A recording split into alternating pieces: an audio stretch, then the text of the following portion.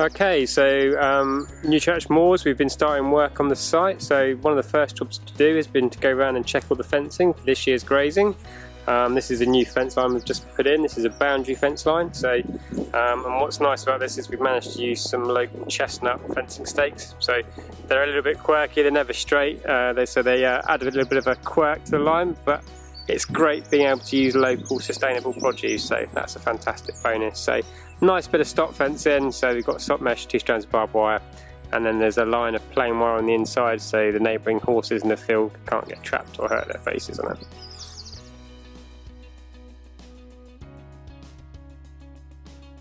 And this is the Eastern Yard River that runs through the site. This site has been quite heavily modified over the years. You can see in the background there's a cycle track and people merrily running up and down on the old railway line. So the main channel has been adapted and straightened, so we're going to be looking to restore it to its natural meander. So that will improve the habitat for a whole range of wildlife. But this is also the site where we see huge potential for a beaver.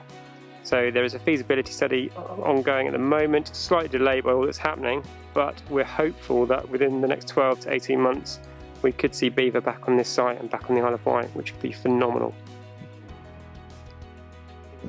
So much of the low-lying habitat at Newchurch Moors is focused around these floodplain meadows.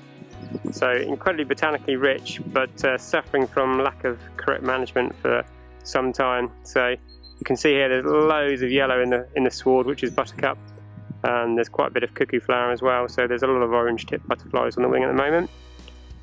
And then as we look to the south of the site, we start to come into the woodland. So much of this is willow scrub on old fen sites, and then as we go further behind we come into the more mature woodland on the upper sandy soils.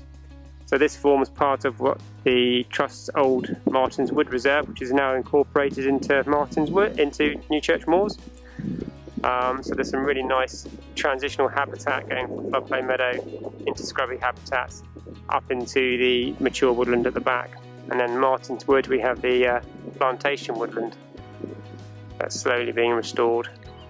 So this is the Parsons Lake in Newchurch Moors.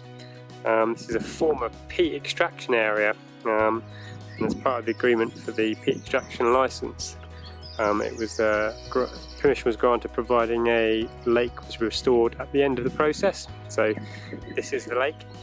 It has a very strange peaty bottom, so it's quite interesting depth to it and profile, and it is fished by a local fishing club. As you can see, they're very conscientious, lots of woody debris in the water for fish refuge and for invertebrates, lots of native plants as well, so it's quite a nice little lake. So we look forward to working with this one and the club and seeing how we can make it even more environmentally and wildlife friendly.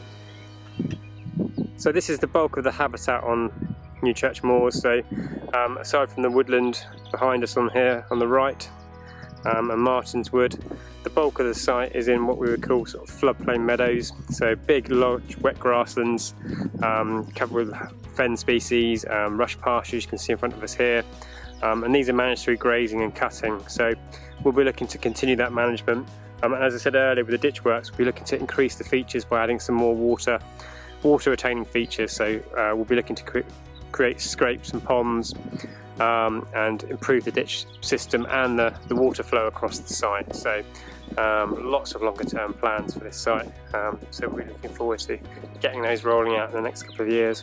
So here we are looking at one of the main river channels at Newchurch Moors.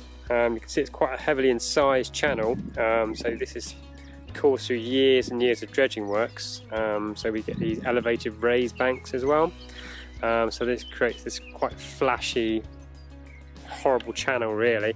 So part of the longer term strategy here is to open these channels out and lower some of these banks by removing some of the spoil and creating depressions in them to allow the water to function as it should do and reconnect with the floodplain. So and this is part of the area where we feel that beaver could be very, very helpful.